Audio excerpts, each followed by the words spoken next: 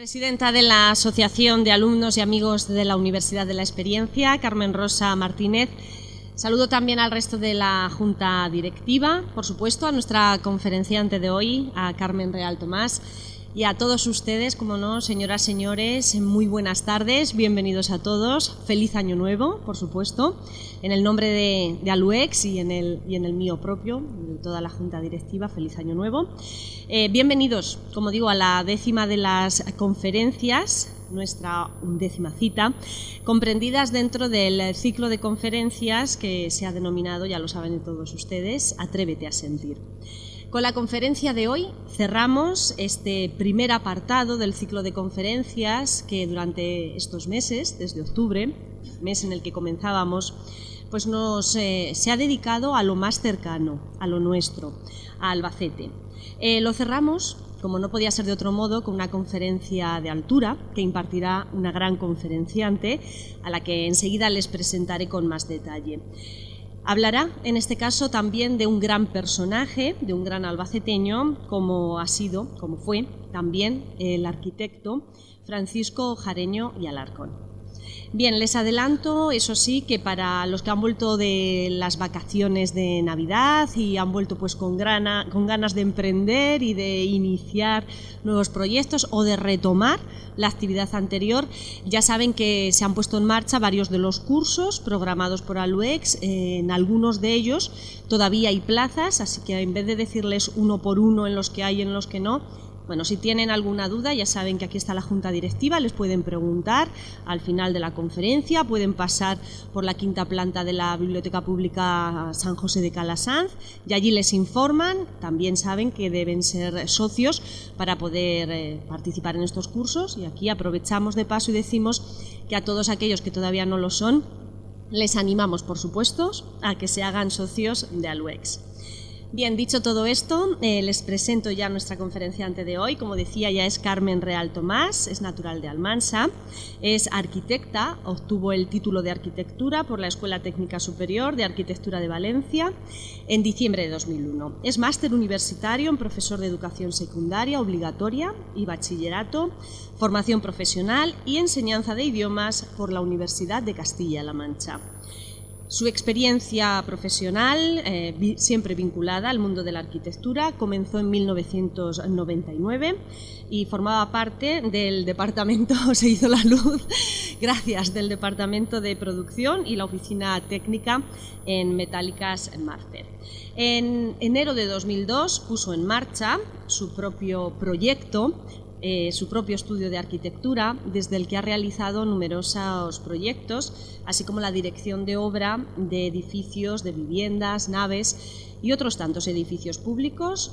Ponemos algunos ejemplos: las dependencias de Protección Civil, la Escuela Infantil Puerta de la Villa, Escuela Infantil Las Huertas, la ampliación del Colegio José Lloret Talens y un centro sociosanitario. Bueno, en la actualidad, entre otras muchas cosas, Carmen Real trabaja en proyectos de rehabilitación de 2 parroquias en concreto, la de Nava de Abajo y también la de Pozo Hondo. Desde junio de 2004 hasta octubre de 2015, Carmen Real ha sido la arquitecta del Centro de Asesoramiento Tecnológico del Colegio Oficial de Arquitectos de Castilla-La Mancha, un puesto desde el que también ha resuelto las dudas, las consultas de sus compañeros, de sus colegas profesionales, y también ha participado en la elaboración de diferentes publicaciones técnicas. Carmen Real es coautora del libro 70 años de arquitectura en Albacete, del Colegio Oficial de Arquitectos de Castilla-La Mancha, y ha impartido numerosas clases, ponencias, charlas, jornadas, cursos sobre temas casi siempre relacionados con la arquitectura: accesibilidad, seguridad y salud, incendios, ahorro de energía. Bueno, hoy disfrutaremos muchísimo, ya lo verán, de la entusiasta manera en la que Carmen Real nos presentará la gran figura de su colega, de otro arquitecto, también albaceteño, porque lo hará además desde otro punto de vista, con otra mirada, con otros ojos, como hacen los arquitectos, que sin duda miran de otra manera, diferente, muy distinta a la que miramos el resto, y que seguro que nos aportará cosas muy interesantes. Por último, les recuerdo porque ya saben que al final siempre nos despistamos, que la próxima conferencia tendrá lugar el lunes 22 de enero.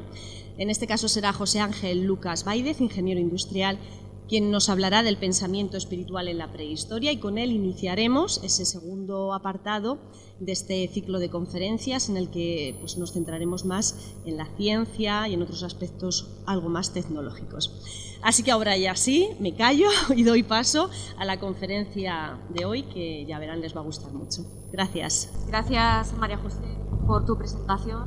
Gracias a Luis por haber contado con el Colegio de Arquitectos para este acto que nosotros entendemos como un pequeño homenaje a esta gran figura del siglo. Yo solo soy la persona que representa a mis compañeros hoy, está entendida en el tema, pero en cualquier caso estoy encantada de estar de nuevo con ustedes. En enero de 2006, entonces en la Biblioteca Pública, hablamos del arquitecto finlandés Alvar Aalto. Hoy, 12 años después, y bajo este lema tan bonito, Atrévete a sentir, hablaremos de otro arquitecto, el albaceteño Francisco Jareño de Alarcón. Realizaremos un recorrido por su vida, deteniéndonos en los momentos más importantes, sobre todo profesionalmente. Don Francisco, al que vemos retratado aquí por Joaquín Sorolla, nació en la calle que durante algún tiempo llevó su nombre aquí en Albacete. El 24 de enero de 1818, el jueves que viene, por lo tanto el jueves de la semana próxima, se cumplirán 200 años de su nacimiento, y fue bautizado ese mismo día en la parroquia de San Juan Bautista. Él mismo diría, años después, en su discurso de recepción en la Real Academia de Nobles Artes de San Fernando, lo siguiente: no logré yo la suerte de nacer de padres acaudalados en bienes de fortuna, aunque sí ricos de virtudes. Avezóme su ejemplo al trabajo, mas, deseado su amor librarme de las penalidades del que solo fía la existencia en la destreza de sus manos, consagróme a la carrera eclesiástica, que no sin contratiempos y fatigas vi al cabo terminada en el Seminario de Murcia, entrado ya en los 24 años. Jareño continuaba su discurso diciendo: nadie dudaba que al recoger el fruto de tantos afanes y vigilias buscase en la Iglesia el premio legítimo de aquellos estudios. Faltábame, sin embargo, la verdadera vocación que hace perfecto al sacerdote. En la inquietud que me agitaba, presentía y ambicionaba, como un bien más realizable en mí, la gloria de las artes. E iniciado por mi celoso padre en los rudimentos de la geometría y del dibujo lineal, sentíme al fin avasallado por el ardiente deseo de profesar el noble arte de la arquitectura. Comenzó así los estudios de arquitectura en una época muy concreta de los estudios de arquitectura, ya que comenzó primero en la Real Academia de Nobles Artes de San Fernando y posteriormente en la recién creada Escuela de Arquitectura de Madrid, y formó parte de la llamada generación de 1850, que engloba a los arquitectos de la primera promoción de dicha escuela. En aquella época, viajar a Italia y a Grecia era necesario para conocer de primera mano las obras arquitectónicas romanas, etruscas o helénicas. Jareño obtuvo plaza de pensionado en Roma y Sicilia hasta 1852, donde participó en las excavaciones del Templo de Hércules, realizando su restitución polícroma, algo parecido a lo que vemos en la tela que recubre esta restauración de una época más reciente. Asimismo, en 1853 obtuvo una segunda beca para ir a estudiar a otros países como Gran Bretaña y Alemania. Fruto de estas experiencias en el extranjero, realizó una importante donación al gobierno, que se recoge en el decreto de concesión de la Gran Cruz de la Orden Civil que recibiría en 1872, de la Cruz de la Orden Civil de María. En él se recoge que donó 2.335 dibujos, 161 formas en yeso y 167 bajorrelieves. En 1852 obtuvo el título de arquitecto y fue nombrado ayudante de la Escuela Especial del Cuerpo. En el 53 ascendió a profesor agregado, Continuó así hasta que en el 55 aprobó por oposición la Cátedra de Historia de la Arquitectura y Análisis de los Monumentos. Durante varios meses del 75 fue nombrado director interino de la misma. El 1885 está en interrogantes porque hasta ese año tengo constancia de que permaneció en la escuela. Después yo no he encontrado ningún documento que lo acredite, aunque es posible que finalizara los últimos días de su vida, ya que falleció con 74 años como catedrático en ejercicio. Por ejemplo, aquí vemos una publicación del Indicador de Madrid para el año 58, una publicación muy interesante porque recoge todos los cargos que había en Madrid en ese año, en el que cuando habla del cuerpo técnico y de los profesores de la arquitectura aparece Francisco Jareño como profesor de Historia y Análisis de los Monumentos y Dibujos. En la escuela realizó numerosas actividades con los alumnos, lo que hoy en día podríamos llamar actividades extraescolares. Por ejemplo, el Estado pagaba los gastos para que estudiantes de arquitectura visitaran y estudiaran ciudades como Toledo, Segovia, etc. En 1853, la ciudad elegida fue Salamanca, a la que acudieron durante los meses de mayo y junio 12 alumnos acompañados por Francisco Jareño. Es posible que en aquel viaje tomara los datos necesarios para la elaboración de este grabado que estamos viendo en la pantalla, que se incluiría posteriormente en una publicación sobre la Universidad de Salamanca. Lo que sí está acreditado, gracias a una intervención realizada en 2016, son los grafitis que dejó uno de sus alumnos de tercer curso, en concreto Nicomedes de Mendivil, en la fachada rica de la Universidad de Salamanca. Dejó su huella marcada con 2 grafitis sobre la piedra. En el escudo imperial grabó Expedición de 1853 y sobre el escudo de uno de los querubines escribió de nuevo la palabra expedición y otros signos no identificados. Pudo hacerlo gracias a que para la visita se había colocado un andamio especial. Más adelante volveremos a hablar de esto. Para terminar, de momento, con estas referencias a su paso por la escuela, decir que en 1869 se convocó un concurso de proyectos de escuelas primarias y destacaron los proyectos presentados por Jareño, con 10 propuestas. A lo largo de su carrera son varios los momentos en los que demostró su preocupación por los edificios de uso docente. Volviendo a la cronología, su primera obra conocida fue la reforma y habilitación en Aranjuez de la Casa de la Flamenca como edificio para la Escuela Central de Agricultura, obra que se inauguró en septiembre del 56. Él reformó el edificio principal, que es el que vemos en la imagen, conservando el antiguo oratorio, que mantuvo su uso hasta el 63. En 1857 construyó el pabellón de la Exposición de Agricultura en la montaña del Príncipe Pío. Fue el primer ejemplo en Madrid de arquitectura construida para exposiciones. Su emplazamiento, en un lugar destacado de Madrid, perteneciente a la corona, respondía a patrones recogidos en las exposiciones universales de su tiempo, como la de Londres en el 51 o la de París en el 55, ubicadas a su vez en espacios especialmente significativos, como el Hyde Park en el primer caso y los Campos Elíseos en el segundo caso.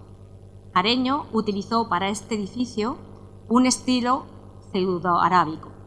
Podemos ver en esta imagen. Esta mañana me han preguntado en la tribuna, una llamada que de la tribuna, qué edificio es el que más me gustaba de Jareño. Yo les he dicho que el Hospital del Niño Jesús, que veremos después, pero también le he comentado este edificio porque me resultó curioso por su colorido cuando lo vi y porque creo que transmite de alguna manera esa actitud o esa cualidad que tuvo Francisco Jareño de ser pionero en muchas cosas. Por ejemplo, fue pionero en construir pabellones, esto que ahora está tan de moda, un pabellón para la exposición del agua en Zaragoza, un pabellón, pues él ya en el siglo XIX construyó uno y fue el primero. También fue pionero en otras cosas, como por ejemplo, citando este hospital, también fue pionero en arquitectura hospitalaria. Y como veremos también luego, en escuelas de infancia. También en este año de 1857, el Ayuntamiento de Albacete acordó nombrar a Jareño director de las obras proyectadas para la reparación y decoración de la audiencia del territorio. Don Vicente Carrión Iñiguez ha estudiado concienzudamente este tema, recogiéndolo especialmente en su publicación Albacete, ciudad de tradición judicial, de la Real Audiencia Territorial al Tribunal Superior de Justicia de Castilla-La Mancha, 1834-2014. Dice don Vicente: él remodela el viejo convento, podemos decir que casi lo hace nuevo. Esa remodelación se utiliza para abrir el Paseo de la Libertad, que era el Paseo del Progreso, y la calle Gaona, que es la actual calle de Salamanca, porque eran las dos vías que llevaban al ferrocarril que en esos momentos estaba instalándose en Albacete. Hace un bello edificio de 2 plantas, cuya puerta principal daba a la calle de San Agustín. Lamentablemente, ese edificio, a finales de 1974, se derriba y se construye el actual. Aquí vemos una de las fotos que tenemos de esa época. Como me han comentado algunos compañeros que han estudiado el archivo de Albacete y me ha confirmado Vicente, planos originales de Jareño no tenemos. Sí que hay algún plano en alguna publicación, pero no se tiene constancia de documentación real de Jareño del único edificio que hubo en Albacete de don Francisco. También es verdad que está contrastado que en 1866, y a petición del Ayuntamiento de Albacete, realizó los planos para la construcción de un teatro en el Huerto de las Justinianas, y unos años después verificó el estado del Palacio de la Diputación de Albacete. 2 años después, en el 59, en colaboración con Nicomedes de Mendivil, construyó la nueva sede de la Casa de la Moneda. Está formada por 2 pabellones gemelos que se conocen popularmente como los jareños, que son de ladrillo y de piedra. Están en torno a este patio central y detrás de ellos se sitúan las naves de la fábrica. Este edificio ocupó la actual Plaza de Colón de Madrid hasta 1970, que corrió la misma suerte que nuestra audiencia de Albacete, ya demolida. Como curiosidad, si se acuerdan de Nicomedes de Mendivil, el estudiante del graffiti de Salamanca, es al que se le atribuye que colaboró o que proyectó con Jareño esta Casa de la Moneda. Este arquitecto realizó 2 viajes a Roma como pensionado y a la vuelta del segundo falleció. Murió muy joven y, según Navascués, queda pendiente el verdadero alcance de su participación en el proyecto, es decir, no está acreditado, con lo cual es posible que este proyecto fuera enteramente de Jareño. En 1857, Jareño fue nombrado arquitecto del Ministerio de Fomento. El Tribunal de Cuentas, que vemos en las imágenes, fue el primero de los edificios importantes que proyectó y construyó como tal. Dispuso una planta trapezoidal, que vemos aquí, ocupando toda la manzana y estructurada en torno a este patio central que repite la misma forma que tiene la parcela.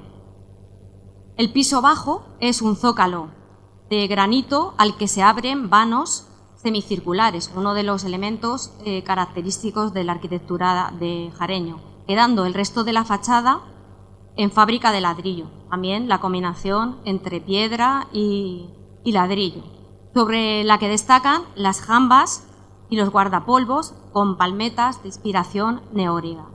Se dice que esta obra es una de las menos clásicas de Jareño y que tiene un aspecto más cerrado que el resto de sus edificios, pero no deja de ser una obra sencilla y correcta, que actualmente está desfigurada por el añadido de otro piso. Y ahora llegamos al que fue el proyecto clave de de la carrera de Francisco Jareño. Alrededor de 1958, el entonces director de la Biblioteca Nacional, Agustín Durán, defendía la idea de construir un edificio de nueva planta. Fue en 1860 cuando se le encargó a Jareño el anteproyecto de un edificio destinado, nada más y nada menos, que al Ministerio de Fomento, Biblioteca Nacional, Museo Arqueológico y Numismático y Museo Nacional de Pintura y Escultura. Todo ello en una parte del solar en la que antes estaba la antigua escuela de veterinaria y que en la actualidad, como sabrán muchos de ustedes, es la manzana, que está formada por Serrano, Villanueva, Recoletos y Armada Española. A la vez, se le encargó al arquitecto y académico Francisco Enríquez Ferrer otro anteproyecto, pero solo, en este caso, para un edificio destinado a Biblioteca Nacional. En mayo de 1861, Jareño presentó su anteproyecto y en ese momento se le encargó que redactara con urgencia el proyecto de ejecución. Lo desarrolló en 5 meses y lo entregó, pero no obtuvo respuesta, por lo que en septiembre de 1862 solicitó al Ministerio de Fomento que lo dejasen trabajar en el mismo edificio que le habían encargado al otro compañero. El Ministerio lo consultó con Enríquez Ferrer y en noviembre del 62 abrió un concurso público al que podría presentarse cualquier arquitecto. Sin embargo, solo concurrieron ellos dos. Jareño entregó el proyecto en 2 partes en 1863. El jurado dictaminó, prefiriendo al de Jareño, en marzo del 64, con estas palabras: es más práctico y de aplicación que artístico, y en él no se ha subordinado la decoración a lo que pedía la distribución y la disposición de los diferentes departamentos. Jareño redactó el proyecto definitivo incorporando algunas sugerencias que le había hecho el jurado, como la recomposición de las fachadas colocando esculturas, hacer los patios más grandes o añadir huecos en las fachadas laterales. Además, Jareño, de su cosecha, propuso implantar el edificio en medio de la manzana y no retranqueado 63 metros como en la propuesta inicial, que es este movimiento que vemos aquí en la pantalla marcado en rosa-rojo. Eso suponía la eliminación de la manzana de cualquier otro edificio, además de rehacer por completo el proyecto, ya que además había una complejidad añadida, que era la gran diferencia de cota que hay entre Recoletos y Serrano. A la vista de los nuevos planos, en enero del 65, el jurado se declaró a favor de la nueva implantación y del resto del proyecto, calificándolo de superior al anterior. En mayo de ese mismo año, el jurado elogió el detalle de sus planos, animándolo a sustituir parte de la estructura que él había proyectado en acero por cantería, a pesar del incremento del presupuesto que se estimaba ya alrededor de 10 millones de pesetas. En junio del 65 se aprobó definitivamente el proyecto y comenzaron las obras de derribo de la escuela de veterinaria y los desmontes. Esto es ese proyecto en concreto. Aquí ya vemos el edificio ubicado en el centro de la manzana. En esta planta de ese proyecto vamos a fijarnos en que los patios aún son rectangulares y en que en la fachada recayente a Recoletos había 2 escaleras. Aparece ya la gran sala octogonal de lectura que caracterizaría este proyecto. Aquí vemos cómo predomina en la sección del edificio la magnífica sala de lectura proyectada por Jareño, sala que tiene planta octogonal, como hemos visto anteriormente. El 21 de abril del 66, la reina Isabel II presidió la celebración de la colocación de la primera piedra.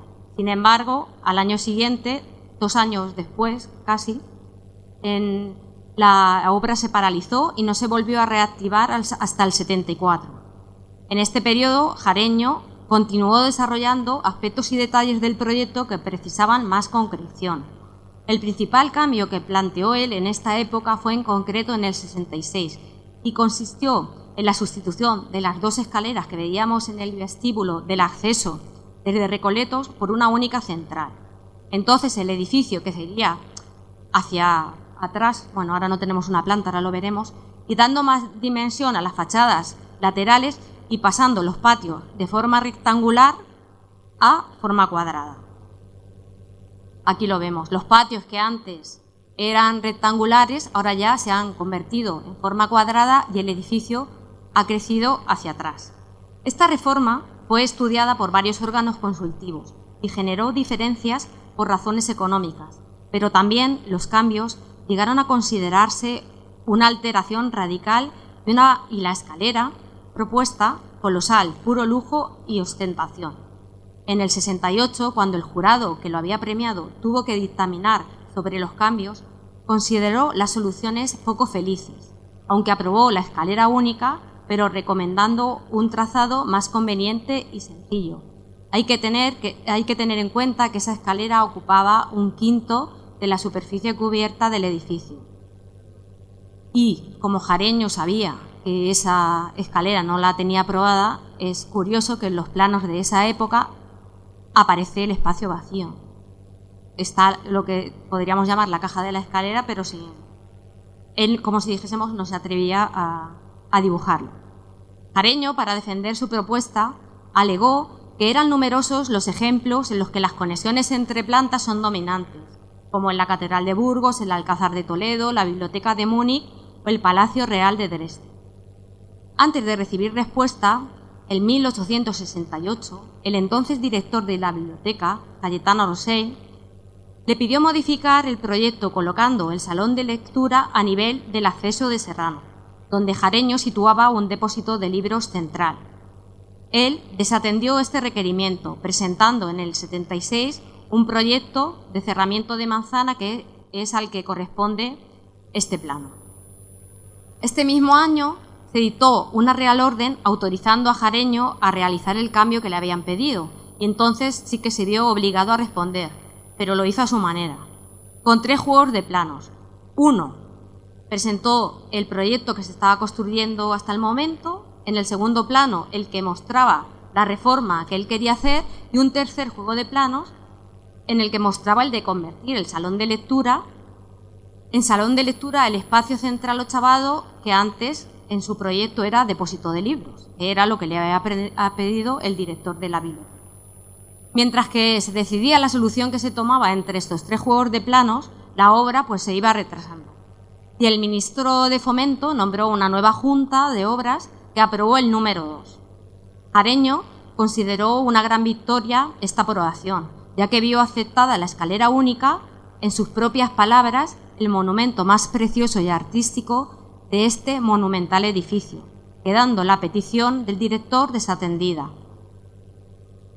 En 1878, Jareño presentó otro juego de planos con el diseño de la gran escalera imperial del acceso de Recoletos. También, que no la vemos aquí, las 2 escaleras del acceso a Serrano, corregidos algunos errores con los ejes en esta zona que también le habían, como si dijéramos, echado en cara a los miembros del jurado. Aquí, en esta zona, vemos que en los planos anteriores había un gran vacío y ahora ya aparece definida esta gran escalera. En cuanto a las fachadas, en la recayente a Recoletos, en los planos del 65 y el 66 y en otros sin fecha, aparecen 10 huecos a cada lado del centro. Huecos y 10 huecos en esta sucesión de diferentes alzados que van apareciendo. Hay una planta, que no está aquí en la imagen, del 68, que recoge 9 a cada lado. Y en esta de la derecha, que es la última versión conocida del alzado, que es del 68, solo hay 6 huecos.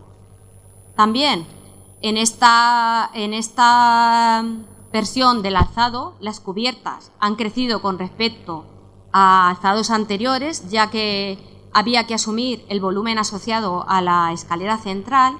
Se han suprimido los frontones, que por aquí no se ven, pero que estaban encima, bueno, aparecen un poco encima de las puertas. Aquí pues se han suprimido, y también las pilastras que iban apareciendo en esta fachada se suprimen, igualándolas con las de las fachadas laterales, que tampoco había pilastras, y dando así una unidad al conjunto. Las pilastras quedan únicamente relegadas a los pabellones de esquina.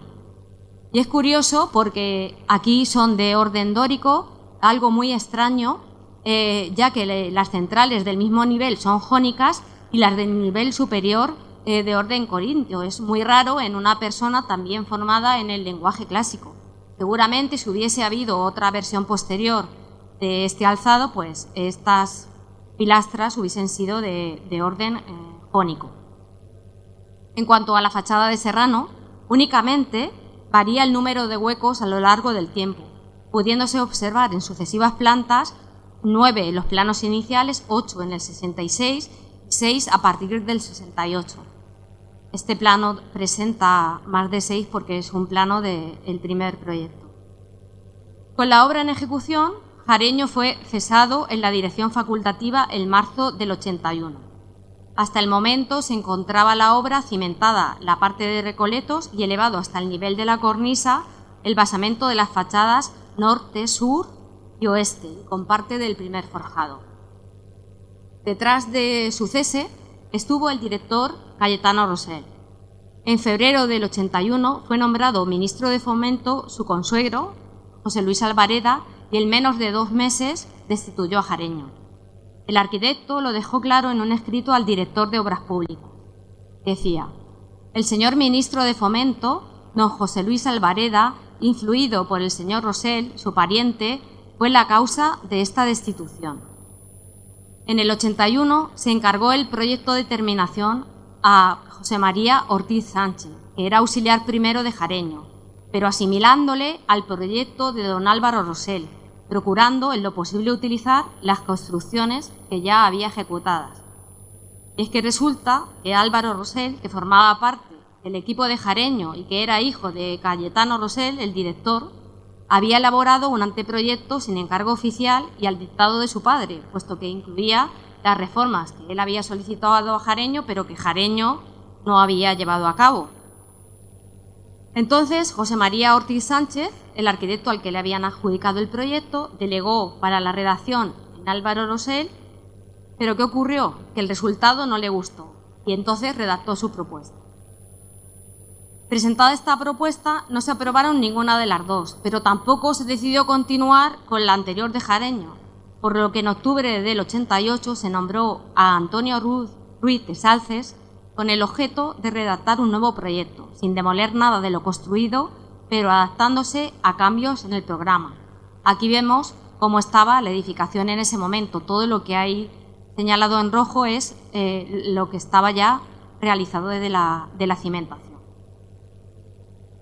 Aquí podemos ver una diferencia a una parte del edificio en el que se aprecia la diferencia entre los dos proyectos. Aquí vemos el salón de lectura proyectado por Jareño y aquí vemos el de Ruiz de Salces. Tras la aprobación de este proyecto en el 85, Jareño se opuso con varios escritos al director general de Obras Públicas, alegando que él había ganado el concurso, las interferencias de Rosell y criticando el proyecto, la pérdida de su escalera central, por ejemplo, o la cubrición con acero y vidrio de los patios. Esta sería una volumetría de cómo hubiese quedado el edificio si se hubiese construido por completo el proyecto de Jareño. Aquí se aprecia la diferencia de cotas entre las dos calles, entre Serrano y Recoletos, la gran sala octogonal, incluso se incluye, claro, esta volumetría es muy sencilla, se incluye la monumentalidad de la escalera. El proyecto, que ahora mismo estaba en marcha, como si dijéramos, fue censurado por la Academia, pero en junio del 86 se aprobó definitivamente con la siguiente redacción. Se aprueba el proyecto formulado por el arquitecto don Francisco Jareño y Alarcón y modificado por Antonio Ruiz de Salces para la terminación del edificio destinado a biblioteca y museos nacionales. El 11 de noviembre del 92, muy poco después de que falleciese Jareño y con motivo del 4º centenario del descubrimiento de América, se inauguró la planta principal para acoger la exposición histórico-americana y europea, antes de ser inaugurado definitivamente el edificio en 1896. Jareño pudo contemplar el resultado final y compararlo con el que se reconoce como el mejor de sus proyectos. Y seguimos con otras obras de Jareño. Las Palmas de Gran Canaria no contaba con un lugar adecuado para llevar a cabo representaciones escénicas, y en 1845 se construyó un pequeño teatro que presentó muchísimas deficiencias, por lo cual en el 62 se le asignó un proyecto, se le encargó un proyecto a Jareño, que ya era un arquitecto de reconocido prestigio. Se implantó con cierta polémica en un solar propiedad del ayuntamiento en la desembocadura del barranco Guiniguada. Es este edificio que vemos aquí. Jareño proyectó un edificio de planta rectangular construido en piedra y ladrillo, una vez más, y se conoció como Teatro Nuevo. Después pasó a llamarse Teatro Tirso de Molina. Unos años más tarde, con la puesta en escena de la obra Electra de Pérez Galdós en el 1902, el teatro recibió el nombre del escritor gran canario. El propio Pérez Galdós, con estos versos satíricos escritos en el 81, criticó la ubicación y el diseño del teatro. Decía así: el infeliz arquitecto solo adornó el frontispicio con estatuas y letreros, que es un adorno sencillo. Más bien pronto, este defecto simularon solícitos el cangrejo, la langosta, con el pulpo y el erizo. En 1918, este edificio se quemó y la reconstrucción fue fiel al diseño de Jareño. De hecho, durante algunos años fue reconocido como BIC. Lo que pasó posteriormente fue que en 2004 se sometió a una rehabilitación integral y entonces pues ya no fue tan fiel al diseño de Jareño. Algunas biografías citan a Jareño como autor del proyecto de la Plaza de Toros de Toledo, pero en realidad fue nombrado en el 66 inspector facultativo de la construcción con el fin de que examinase las obras y se pudiese solucionar cualquier problema que pudiera existir. Los arquitectos fueron Luis Antonio Fenet y Santiago Martín Ruiz. Aquí vemos cómo, recién nombrado como inspector, se considera que sería oportuno llamarlo para que se acercase a Toledo a visitar las obras, y aquí ya en un escrito de la alcaldía se puede leer cómo Jareño ha visitado ya las obras y no ha encontrado ningún defecto y autoriza, como si dijéramos, la apertura de la plaza. Que por cierto no sé qué hubieran hecho porque ya estaban los festejos programados. Bueno, pues ya es otra historia. Mientras tanto, estas obras hicieron que en 1867 la Real Academia de Bellas Artes de San Fernando le nombrara individuo de número. Su discurso de aceptación fue leído el 6 de octubre y se tituló De la arquitectura policrómata, en referencia al procedimiento técnico de decoración que había recogido en sus estudios sobre los monumentos griegos. Este discurso fue contestado por Amador de los Ríos. En julio, concretamente el 18 de julio del 72, mediante decreto, se le concedió la Gran Cruz de la Orden Civil de María Victoria, a propuesta del Ministerio de Fomento y con el dictamen de la Academia de Nobles Artes de San Fernando, y teniendo en cuenta los méritos y circunstancias que en él concurrían. El decreto menciona, entre otros, 20 años de servicio en el profesorado, arquitecto del Ministerio de Fomento desde el 57 al 68, del Ministerio de Hacienda del 64 al 68, individuo de número de la Real Academia de Bellas Artes de San Fernando, miembro de la Decliti de Roma y de la Sociedad Económica Matritense, condecorado con las cruces de caballero y comendador de la Orden de Carlos III y con la encomienda de Isabel la Católica, además de la generosa donación al Gobierno que hemos comentado anteriormente. Jareño, además, estuvo a cargo de las obras del Museo del Prado durante 17 años. Las inició realizando el cierre de fábrica de los huecos y balcones de la Gran Galería en el 76, pero las más importantes consistieron en hacer del museo un edificio exento, tal y como se venía deseando desde muchos años atrás. Estas obras fueron las de la construcción de la escalinata de la fachada norte, que es la que vemos aquí, los derribos y desmontes para dejar exenta la fachada oriental y la recomposición de esta, enlazando la cornisa general con la del cuerpo del ábside, lo que le hacía otra vez más dar unidad al conjunto. Cubrió este cuerpo con una nueva armadura y un lucernario metálico, acabando la galería de arcos de Villanueva y cerrando el vacío entre las plantas de la sala de la reina Isabel, construyendo la verja trasera. En el 85 proyectó la nueva disposición de la sala de escultura del cuerpo del ábside. Jareño fue el arquitecto que más alteró con su intervención el edificio original, concebido por Villanueva como una superposición de dos plantas bajas, una de acceso alto por el norte y otra de acceso bajo por el oeste. A pesar de la importancia de estas obras, poco de su trabajo se conserva, ya que la escalinata de la fachada norte fue reformada con el tiempo y la fachada trasera fue muy alterada al irse ampliando el edificio. En el 77 construyó la Escuela de Veterinaria en los jardines del Casino de la Reina. Se trata de una planta rectangular, como vemos aquí, distribuida en torno a un patio. Vuelve a aparecer otra vez el edificio en torno a un patio, en este caso de planta cuadrada y porticado, y con dos pabellones octogonales, este no acaba de verse bien, que se situaban en el eje central, en el eje menor. Las fachadas, en ladrillo visto, de gran sencillez de líneas, representan al neomudéjar madrileño. Este edificio fue cedido para instalar el Instituto de Enseñanza Media Cervantes y se remodeló totalmente en su interior en 1958. Más tarde, en 1989, hubo una remodelación posterior con proyecto de Ignacio Prieto que devolvió el instituto a su carácter arquitectónico original. También en el 77, Jareño llevó a cabo la ampliación de los reyes del edificio de la Universidad Central, que hoy es el Instituto Cardenal Cisneros. Es un pabellón rectangular de gran empaque con fachada a la calle y al jardín, en el que destaca la composición regular de grandes vanos, como ya hemos visto en otros edificios, con arco de medio punto y que cumplen claramente la función de dar gran luminosidad a los interiores.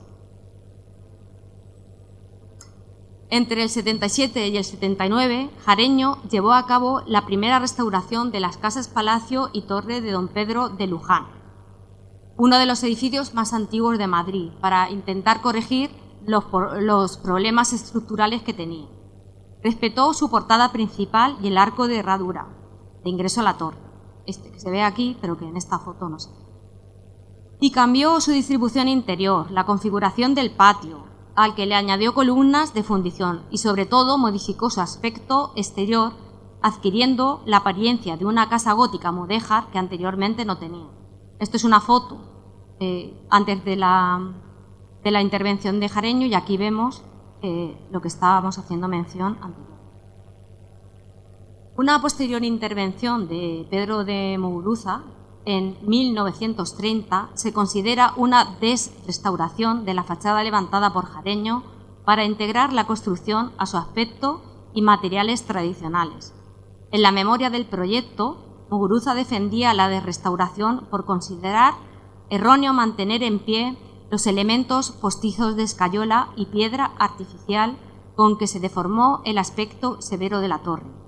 El objetivo de esta desrestauración era devolver el edificio a la situación original, libre de los añadidos realizados por Jareño. En 1879 construyó el Hospital del Niño Jesús. El edificio exento está formado por un cuerpo central del que parten 3 pabellones perpendiculares a este eje central. Sobre el eje central se coloca la iglesia y las habitaciones se distribuyen en las naves paralelas. Este esquema fue prototipo de los hospitales y asilos que se construyeron con posterioridad. Los paramentos decorativos pertenecen a la arquitectura neomudéjar, quedando el neoclasicismo únicamente en el orden que vemos en el edificio. El éxito de la obra como arquitectura hospitalaria, declarada también bien de interés cultural, quedó reflejado en varios premios. Las medallas de oro en las exposiciones de Amberes y París en el 86, de Londres y Viena en el 87 y en Barcelona en el 88. En 1876, mediante Real Decreto, se aprobó en España la iniciativa de abrir jardines de la infancia, basados en el sistema Froebel alemán. Areño, y vuelve a ser pionero otra vez, proyecta el primer jardín de infancia en Madrid, la Escuela Modelo de Párvulos, que fue construida por el arquitecto José María Gómez y que se inauguró en junio del 79. Constaba de 2 plantas, disponía de un amplio jardín, comedor, sala para trabajos manuales y canto, y también de un museo escolar. Vuelve aquí a aparecer el interés que ya hemos dicho antes, que Jareño mostró en numerosas ocasiones por los edificios de uso educativo. En 1888 recibió el encargo del pedestal de la escultura que en el 77, durante su pensionado en Roma, había realizado el escultor Ricardo Belvé y que posteriormente se había construido en bronce para llevarla a la Exposición Universal de París del 78. Esta fuente se encuentra en el Parque del Retiro y se trata de uno de los pocos monumentos que existen en el mundo del ángel caído. Recrea el momento en que Lucifer es arrojado al infierno por Dios. Areño realizó este pedestal en granito, bronce y piedra. Diseñó una fuente octogonal y decorada con demonios que escupen peces, lagartos y serpientes, muy concordante con el tema de la escultura. Areño fue también una persona generosa y realizó numerosos ofrecimientos, como por ejemplo en 1885, con objeto de la ayuda a la reconstrucción de los edificios afectados por el terremoto de Alhama de Granada en el 84.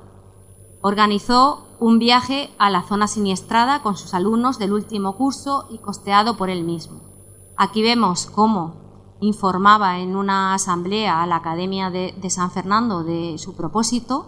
Aquí vemos cómo en una real orden el rey le agradecía su generosidad, y aquí vemos un recorte de cuando ya había llegado a Granada acompañado por sus alumnos. Don Francisco Jareño de Alarcón falleció en Madrid el 8 de octubre de 1892. 2 días después, en la sesión ordinaria de la Academia de San Fernando, el pintor Pedro de Madrazo realizó el elogio del arquitecto diciendo: «No estaba exento de lunares, que todos los hombres los tenemos, pero su consecuencia con sus amigos y hasta cierta docilidad neutralizaban aquello». El 24 de mayo de 1896, Enrique María Repullés y Vargas le sucedió en la Academia de San Fernando, y en su discurso de aceptación se refirió a él con estas palabras: «El sitial que vuestra benevolencia me ha designado, vacante estaba por el sentido fallecimiento de un inolvidable colega, que aunque muerto para la sociedad, vive para el arte en las innumerables obras arquitectónicas por él realizadas. El excelentísimo señor don Francisco Jareño y Alarcón, catedrático de la Escuela de Arquitectura, maestro de la gran mayoría de los arquitectos hoy existentes, enlazaba a sus dotes de inteligencia una laboriosidad y una actividad pasmosa». Tras estas palabras de Pedro de Madrazo y Enrique Repullés, que dejan bien claro lo que representó Jareño, y para ir finalizando, voy a referirme a los bustos del arquitecto. En el Museo de Albacete se puede contemplar un busto de Jareño en escayola que los herederos de la familia Puerto, descendientes de una sobrina del arquitecto, donaron en 1982 al Ayuntamiento. La demarcación de Albacete del Colegio de Arquitectos de Castilla-La Mancha, los arquitectos de Albacete, decidimos en 2011, como homenaje al arquitecto, realizar una copia en bronce y cederla a la ciudad para su colocación. Se realizó la copia, se convocó el concurso para el diseño del pedestal y se habló con las autoridades para su instalación, proponiéndoles incluso diferentes emplazamientos, siempre en torno a la audiencia. En 2012, cuando se celebraron los 300 años de la creación de la Biblioteca Nacional de España, no del edificio que hemos comentado anteriormente, el busto fue cedido a la misma y se instaló en el vestíbulo principal. Pasada la celebración, tras haber realizado varios actos, incluso llevarlo por los institutos de enseñanza media de Madrid, la biblioteca realizó una segunda copia en bronce y la primera volvió a Albacete. Por entonces no teníamos respuesta de las autoridades sobre la posible instalación, se intentó de nuevo, pero no hubo contestación.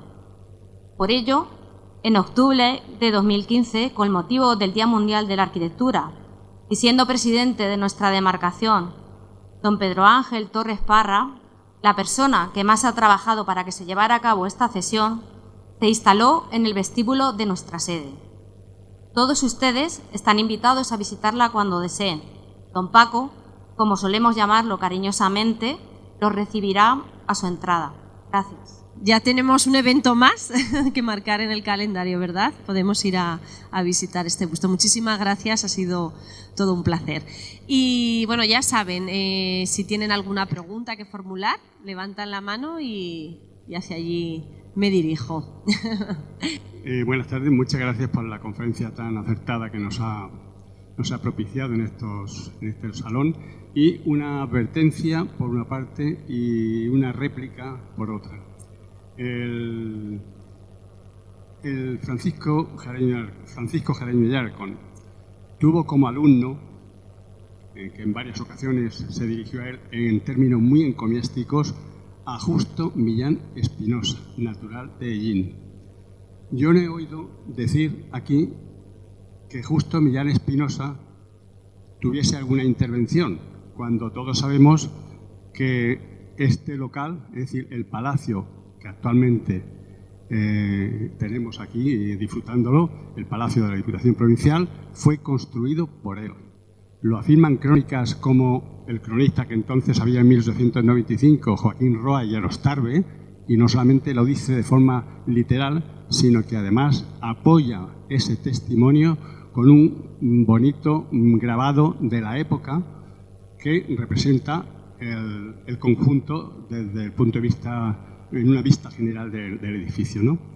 Entonces, esto, aparte de que en numerosas biografías donde se habla de Justo Millán Espinosa, que a la sazón en aquel momento era arquitecto provincial de Albacete, llevó a cabo la ejecución de este palacio, como digo, y no sé si la atribución de este proyecto me ha parecido oírle a usted que ha sido, digamos, debida a Francisco Jareño, el que fue el que realizó esto, ¿o no? Porque el nombre de Justo Millán no lo he oído. No, entonces está claro lo que usted dice. Era la salvedad de que yo no me he enterado si realmente se le atribuía a él, y digo, no, ese que haya sido... No. Bueno, pues... Lo que he referido que entre las pocas cosas que a Jareño se le encargó en Albacete fue una revisión de cómo se encontraba el edificio, que eso está claro. Correcto. No, Bueno, no me he referido... Perdone, porque yo no lo había en ningún momento interpretado bien y no. por tanto es un fallo mío.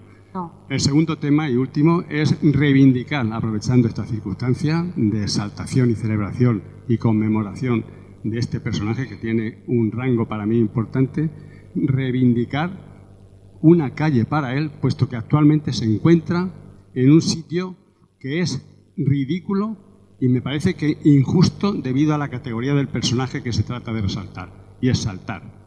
Entonces, solamente consta como dato para que vean la poca influencia que podría tener en la formación de las nuevas generaciones que quieran conocer algo de nuestra historia, que figura como, literalmente, pasaje Francisco Jareño, y el mérito por el cual se distingue a este señor no consta, como podría ser pasaje arquitecto Francisco Jareño o Jareño y Alarcón.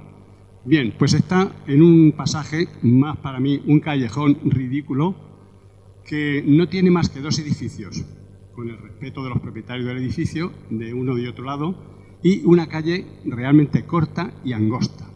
A mí me parece que esto, que además está a extramuros de la población de Albacete, porque está cercano a la vía férrea, y por lo tanto la concurrencia de personas por allí es mínima. Se encuentra a la altura del número 22 de la calle Federico García Lorca, más conocida, más popular, y sí, muy abierta al tráfico, pero en realidad se oculta para que las nuevas generaciones puedan conocer a este personaje que creo que debería de ocupar una placa simplemente informativa, no postal, para no despistar a los carteros, ¿no? Y donde dijese, como ocurre en otras ciudades como Valencia, Barcelona, Madrid, etcétera, consta en una especie de lo que hicieron con el Marqués de Molins, lo propio que debía de hacerse en este caso, reivindicarlo y ponerle una placa en la casa, si no existe la casa donde nació, decir en este lugar, en vez de en esta casa, que para eso tiene el léxico nuestro la buena, en la riqueza lingüística que tiene, decir en esta casa o en este lugar nació el arquitecto albacetense Francisco Jareño y Alarcón, entre paréntesis 1818-1892. Y ya está. Y no va en detrimento de nada porque esa calle es precisamente la calle que hoy ocupa bajo el título de Calle del Cura, que en un momento determinado, cuando se hizo reforma de querer ponerle esa calle a Francisco Jareño, la Iglesia, lógicamente, pues quiso que se mantuviese aquel primitivo nombre con el que fue bautizada por primera vez esa vía cercana y central a la parroquia hoy catedral de San Juan, y entonces podría coexistir el nombre primitivo del cura, oficio distinguido y respetable en la religiosidad, pero también hacer mención que en esa calle se encontraba, por medio de una especie de cuadro de azulejos formativo, que se encontraba también la casa donde había nacido este ilustre albacetense. Yo creo que eso sería lo mejor, porque ir a ponerle otra calle, como por ejemplo la de Méndez Núñez, esquina que está en la Higuerica y que está próxima a donde él nació, me parece que no procede si se puede solventar de esta manera, porque Méndez Núñez es una persona reconocidísima a nivel nacional y no merece, yo creo que si vamos, no va en detrimento ni en perjuicio ni en desdoro de ese personaje, si se le quitase y se le pusiese o se le diese por la cercanía geográfica de Francisco Jareño Alarcón, haber nacido cerca, ponérsela en ese tramo que arranca desde la Plaza Mayor de Albacete hasta la Plaza de la Catedral. Pero bueno, yo me inclino personalmente porque se haga de esta forma más simple y lo dijo a quien proceda para que, bueno, se cumpla una cuestión de justicia y de agradecimiento que me parece que está bastante entredicho el que a los albacetenses se muestren tan ingratos con esta persona tal y como ahora mismo está rindiéndoles el homenaje que se le hace por medio de esta dedicación de la calle, ¿no? O callejón.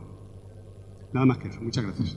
Bueno, pues yo agradezco mucho lo que ha dicho este señor, porque nosotros somos los nietos de la sobrina de Jareño, los que donamos el busto este. Este busto estaba en nuestra casa desde que era pequeña, que a mí me pegaba unos sustos que para qué el busto, hablando de anécdotas.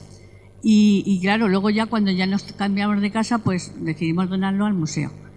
Y bueno, mi madre, aquí donde la ves, que va a cumplir 94 años, se ha cansado de escribir al periódico de La Tribuna y a todo lo que haya de Joaquín Collado. Mi madre ha reivindicado 40 veces porque la calle donde nació Jareño fue en la calle del Cura. Allí estaba la casa curato, como decían, donde vivía el párroco de la catedral. Esto, una temporada estuvo llamada Francisco Jareño. Después, cuando cambió el gobierno, pues quitaron Francisco Jareño y pusieron otra vez la calle del Cura. Pero vamos, la calle del Cura, ¿qué importancia tiene que viviera allí el párroco a este señor tan ilustre que la mitad de Albacete, o por no decir el 80%, no saben quién es? O sea, no saben quién es. Entonces se habló una vez de que lo iban a poner en la escalinata de la catedral. Pero yo no sé qué pasa con esto, que eso se queda en nada, y entonces, pues bueno, hicieron un homenaje en Madrid precisamente, que sacaron del busto de Escayola, sacaron el otro de bronce. Y nos llamaron a nosotros, porque a mí me llamaron de la Biblioteca Nacional, estuvimos allí en el homenaje que hicieron, y el señor este que ha escrito el libro este, pues nos dio un libro a cada uno, o sea que se portaron fabulosamente. Y entonces, claro, allí es muy reconocido, allí lo aprecian muchísimo, pero en Albacete la gente no lo conoce. Entonces está bien que se hagan estas conferencias para que la gente se entere de quién es el personaje. O sea, mi abuela es la que llevaba el apellido Jareño. Era María de los Desamparados la que donó, María de los Desamparados del Castillo Jareño, que era abuela nuestra.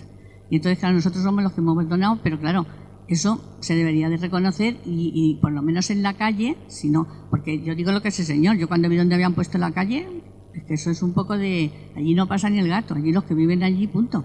Entonces, claro, yo qué sé, es que yo le di la razón a este señor que se debe de reivindicar. Y mi madre, desde luego, nos sacaron de la Biblioteca Nacional, lo sacaron por los artículos que escribía mi madre, que ahora ya es mayor, pero mi madre desde hace ya 30 años lleva diciendo eso. Y ha escrito a la tribuna, y ha escrito, y en la tribuna siempre se han publicado todo lo que ha hecho. O sea que si buscas cosas de referencia de Jareño, en la tribuna está mi madre, que ha escrito 40 veces con la historia esta. Porque ella, claro, cuando nosotros éramos pequeños, pues ella es la que más se ha ocupado de esto, ¿no? Y entonces, pues nada, yo también reivindico eso, de que se le ponga por lo menos una calle un poco más decente y que la gente se entere de quién era Francisco Jareño. La placa donde nació, es que tenía que estar donde nació. Él nació, la casa de él estaba un poquito más abajo de donde está la Higuerica.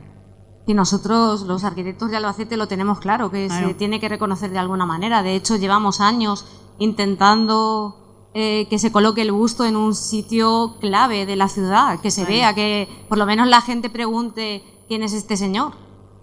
Incluso en alguna reunión que hemos tenido ha salido el tema de la calle, pero se ve que somos pocos los que lo pedimos. Carmen, una cosita más. La presidenta, en nombre de la asociación de Aluex, pues, bueno, ahora te lo doy yo. Te agradece tu colaboración.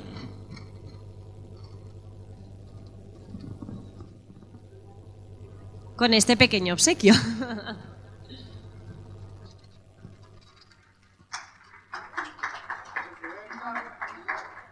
Foto.